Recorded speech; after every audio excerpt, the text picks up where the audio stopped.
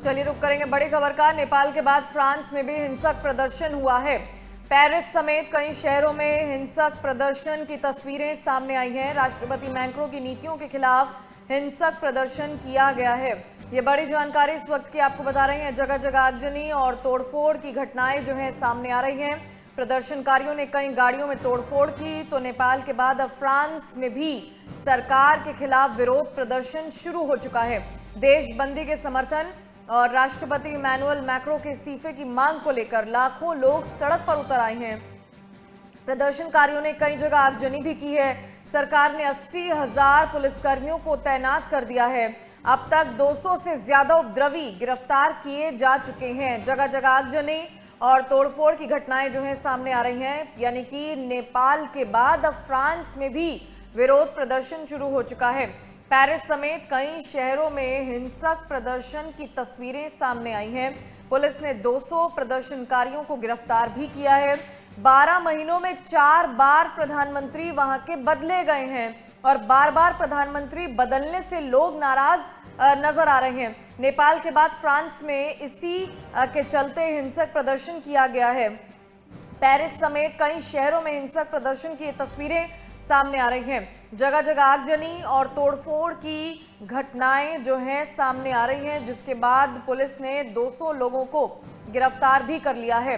तो नेपाल के बाद कई शहरों में हिंसक प्रदर्शन की खबरें सामने आ रही हैं। फ्रांस के कई इलाकों में प्रदर्शनकारियों ने जमकर प्रदर्शन किया, नारेबाजी करते हुए नजर आए, क्योंकि उनका कहना है कि बार बार प्रधानमंत्री बदले जा रहे हैं और इसी के चलते वो नाराज हैं।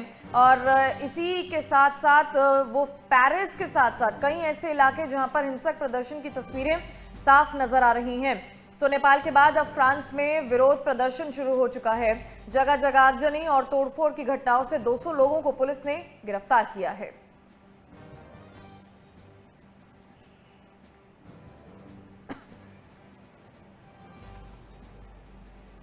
Retired colonel JS. सोडी विदेश मामलों के जानकार हमारे साथ जुड़ गए हैं। सोडी साहब, जिस तरह की तस्वीरें सामने आ रही हैं, बार बार प्रधानमंत्री बदलने से लोग इतने ज्यादा नाराज हैं कि उन्होंने उपद्रव का रास्ता निकाला, नारेबाजी करते हुए नजर आए। हिंसक प्रदर्शन की तस्वीरें पेरिस में नजर आई। जय हिंद परमीत जी, ये मेरा सौभाग्य कि मैं आपके न्यूज चैनल पे हूँ। जो आज फ्रांस में हो रहा है एक बार फिर दिखाता है कि अगर जनता को एक अच्छा शासन नहीं मिलेगा तो वो सड़कों पे उतरेगी ही। हमने यही चीज देखी 3 साल पहले श्रीलंका में, पिछले साल बांग्लादेश में, अभी 3 दिन पहले नेपाल में और आज फ्रांस में। और ये ज्यादा चिंता का विषय इसलिए है क्योंकि फ्रांस एक विकसित देश है, एक पश्चिमी देश है, जहाँ पे हमेशा माना गया है कि वहाँ पे शासन बहुत ऊंचे दर्जे का होता है। लेकिन आज पेरिस में जिस तरह से प्रदर्शन हो रहे हैं, ये बिल्कुल साफ जाहिर है कि फ्रांस के नागरिक बिल्कुल दुखी हो रखे हैं। जिस तरह से बार बार आए गए दिन वहां पे सरकारें बदल रही है, प्रधानमंत्री को इस्तीफा देना पड़ रहा है। और फ्रांस में सबसे बड़ी जो आज समस्या है वो ये कि वहां पे इलीगल इमिग्रेंट्स का इतना बड़ा तादाद है कि वो जो वहां के मूल लोग हैं उनके लिए सुविधाएं की प्रॉब्लम आ रही है। तो अगर हम पूर्ण रूप से देखें, फ्रांस में बिल्कुल एक शासन का फेलियर हो चुका है और यही कारण है कि आज इतने लाखों की तादाद में फ्रांस के नागरिक सड़कों पे उतर आए हैं अपने।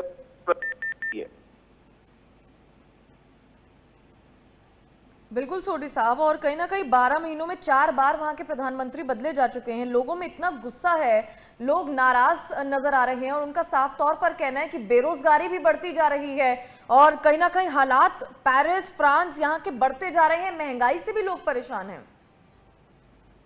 बिल्कुल परमीत जी, ये तो कोई इसमें कोई शक ही नहीं है कि अगर नागरिकों को अच्छा शासन नहीं मिलेगा तो उनकी भी एक सीमा होती है और सीमा अगर टूट जाए तो फिर सड़कों पे प्रदर्शन होता है। किसी भी देश के किसी हर नागरिक को अच्छा शासन चाहिए, क्योंकि दुनिया का कोई भी देश हो वहां का हर नागरिक चाहता है कि वो मेहनत से तरक्की करे, वो अपने और अपने खानदान के लिए एक अच्छी जिंदगी दे पाए। लेकिन जब ये चीजें पॉसिबल नहीं होती हैं तो एक समय के बाद ये प्रदर्शन दिखने लग जाते हैं। जिस तरह से जब हम प्रेशर कुकर में प्रेशर ज्यादा हो जाए तो प्रेशर कुकर फट जाता है। यही सिमिलर सिचुएशन देशों में होती है, चाहे हम बांग्लादेश देखें, श्रीलंका देखें, नेपाल देखें, अब फ्रांस देखें। तो ये बहुत जरूरी है दुनिया की सारी सरकारों को सबक सीख लेना कि प्राथमिकता नागरिकों का वेलफेयर होना चाहिए, नागरिकों की तरक्की होनी चाहिए, भ्रष्टाचार नहीं होना चाहिए, परिवारवाद नहीं होना चाहिए, सिर्फ और सिर्फ उन्हें देश के नागरिक सेवा करनी चाहिए। लेकिन आखिरकार ऐसा हो क्यों रहा है सोडी साहब, क्योंकि 12 महीनों में 4 बार प्रधानमंत्री बदले जा चुके हैं, आखिरकार इसकी वजह क्या है? परमीत जी, इसकी जो मुख्य वजह यह है कि फ्रांस में 3 बड़ी राजनीतिक पार्टियां हैं। एक एक्सट्रीम राइट मानी जाती है, एक एक्सट्रीम लेफ्ट और एक सेंटर राइट पार्टी के उसमें है उसकी आइडियोलॉजी। लेकिन पिछले कुछ सालों से तीनों में से किसी भी बड़ी पार्टी को पूर्ण बहुमत नहीं मिल रहा है और वहां पे वो सरकार बना रहे हैं कोalition के साथ, दूसरों का समर्थन लेके। कुछ समय बाद ये पार्टियां समर्थन वापस ले लेती हैं, सरकारें गिर जाती हैं, फिर उनमें एक अलायंस आता है, फिर कोई पार्टी सपोर्ट करती है। बेसिकली वहां पे किसी पार्टी को पूर्ण मेजॉरिटी नहीं मिल रही है, क्योंकि उन्हें बहुमत नहीं मिल रहा है, वो फिर सरकार वहां पे नहीं बना पा रहे हैं। सोडी साहब, वहां के जो विरोध प्रदर्शन कर रहे सीजीटी यूनियन है, उनका साफ तौर पर कहना है कि जो असली समस्या है वो मैक्रो के साथ है और मैक्रो की नीतियों से वहां के लोग परेशान हैं, जिसकी वजह से आज वो इतने प्रताड़ित हो रहे हैं पिछले कई सालों से कि आज वो प्रदर्शन का रास्ता चुन रहे हैं। तो असली वजह मैक्रो हुई। बिल्कुल परमीत जी, आपने ठीक कहा। हमें याद होगा 3 साल पहले 2022 में मैक्रोन ने फ्रांस के नागरिकों की रिटायरमेंट एज को बढ़ाई थी। उसके बाद भी इसी तरह के बड़े प्रदर्शन हुए थे, क्योंकि फ्रांस के नागरिक कहते थे कि जो हमारी रिटायरमेंट एज है हम उस पर रिटायर होना चाहते हैं, क्योंकि फ्रांस में जो भी नागरिक रिटायर होता है उसे सरकार पेंशन देती है। तो ये मैक्रोन के खिलाफ तो प्रदर्शन 3-4 साल पहले ही शुरू हो गया था, लेकिन किसी तरह उस प्रदर्शन को दबाया गया और उसके बाद ये आश्वासन दिया गया कि अब जो भी नीतियां होंगी वो सही होंगी, लेकिन वो भी नहीं हुई और बार बार जो वहां पे प्रधानमंत्री बदले जा रहे हैं। तो बेसिकली फ्रांस के नागरिकों में ये आक्रोश है कि उन्हें क्योंकि स्थिर सरकार नहीं है और स्थिर सरकार के लिए सबसे जिम्मेवार वो मानते हैं मैक्रोन को, तो मैक्रोन फ्रांस के राष्ट्रपति हैं और फ्रांस में जो राष्ट्रपति होता है उसके पास सबसे ज्यादा पावर होती है।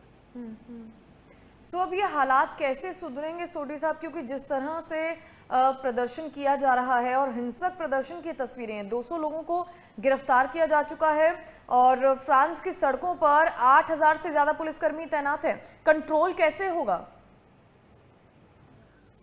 परमीत जी, चाहे नेपाल हो, श्रीलंका हो, फ्रांस हो, कंट्रोल करने का एक ही तरीका होता है कि सरकार को इमीडिएट कदम उठाने चाहिए, जिससे कि जो प्रदर्शनकारी हैं उनकी बातों पे पूरी बातचीत करके उनकी बातों को माना जाए।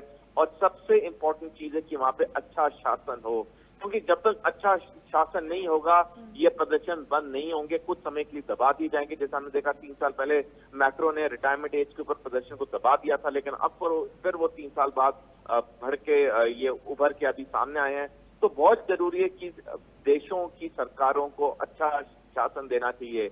ये बड़ी दुखद बात है कि सरकारें चुन तो जाती हैं, लेकिन कई देश की सरकारें अच्छा शासन देने से चूक जाती हैं, क्योंकि वो सिर्फ अपनी सत्ता को भोगने में वो अपना वक्त निकालती हैं, सत्ता में रहने के लिए दूसरी पार्टियां तोड़ती हैं।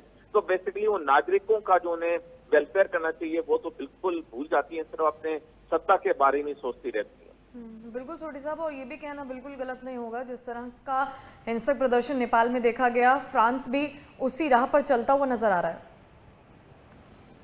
बिल्कुल, इसमें आपने बिल्कुल सही कहा। हमने अभी 3 दिन पहले देखा नेपाल में किस तरह से भारी प्रदर्शन हुआ और इस तादाद में पहुंच गया कि वहां के प्रधानमंत्री को इस्तीफा देना पड़ा और कल शाम को नेपाल के सेना प्रमुख को आके बयान देना पड़ा कि नेपाल सेना पूरा नियंत्रण करेगी नेपाल पे।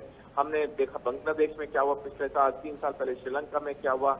ये सारी चीजें तब होती हैं जब जनता के बारे में सरकारें सोचना बंद कर देती हैं और सिर्फ अपनी और अपनी पार्टी के बारे में सोचती हैं। तो ये बहुत बड़ी सबक और सीख है, और जब तक इस मूल चीज पे सरकारें ध्यान नहीं देंगी, ये आखिरी केस है नहीं, आने वाले समय में और भी केस होंगे। क्योंकि आज का जो युवक है वो बहुत पढ़ा लिखा युवक है, वो बहुत जानकार युवक है, उसके पास स्मार्टफोन है, उसके पास सारी जानकारी दुनिया के कोने में क्या हो रहा है। तो अगर युवक को एक फेयर चांस नहीं मिलेगा जिंदगी में तरक्की करने के लिए, उसका आक्रोश सड़कों पे आएगा ही। ठीक है, बहुत बहुत धन्यवाद सोढी साहब, आप हमारे साथ जुड़े और जानकारियां भी दी और तमाम सवालों के जवाब दिए। तो नेपाल के बाद अब फ्रांस में भी विरोध प्रदर्शन जो है वो शुरू हो चुका है। 80,000 से ज़्यादा पुलिसकर्मी वहां पर तैनात हैं और 200 से ज़्यादा प्रदर्शनकारी गिरफ्तार किए जा चुके हैं।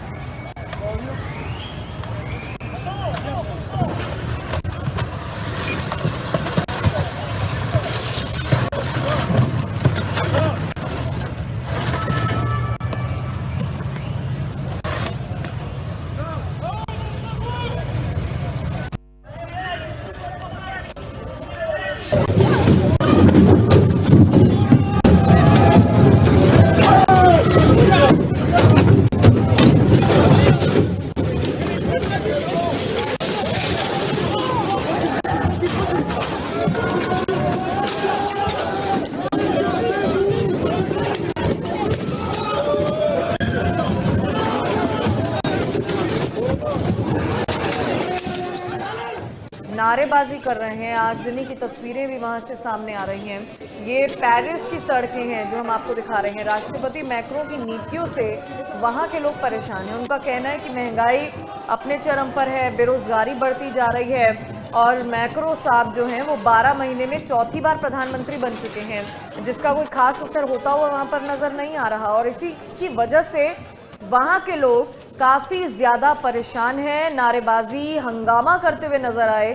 200 लोगों को अब तक गिरफ्तार वहां पर किया जा चुका है। 80,000 से ज्यादा पुलिसकर्मी सड़कों पर हैं। फ्रांस की पेरिस के साथ साथ कई इलाके जहां पर आगजनी की तस्वीरें, नारेबाजी की तस्वीरें नजर आई हैं। सो नेपाल के बाद अब फ्रांस में विरोध प्रदर्शन शुरू हो चुका है। वहां के लोग मैक्रो साहब की नीतियों से परेशान हैं। उनका साफ तौर पर कहना है कि राष्ट्रपति मैक्रो 12 महीने में 4 बार प्रधानमंत्री बदले हैं और साथ साथ महंगाई अपने चरम पर है, बेरोजगारी वहां पर बढ़ती जा रही है, जिसकी वजह से वहां के लोग परेशान हैं। और आज यही तस्वीरें जो है नजर आई। वहां के लोग इतने ज्यादा गुस्से में थे, उन्होंने प्रदर्शन किया, नारेबाजी करते हुए नजर आए, तोड़फोड़ की। पेरिस के साथ साथ कई इलाकों में 80,000 से ज्यादा पुलिसकर्मी वहां पर सड़कों पर तैनात हैं। पुलिस फोर्स और ज्यादा बढ़ा दी गई है। नेपाल में फंसे भारतीयों के लिए नियंत्रण कक्ष जो है वहां पर स्थापित किया गया है। नेपाल में फंसे भारतीयों के लिए हेल्पलाइन नंबर भी जारी है और जो नेपाल में चल रहा है वही फ्रांस में हम देख पा रहे हैं।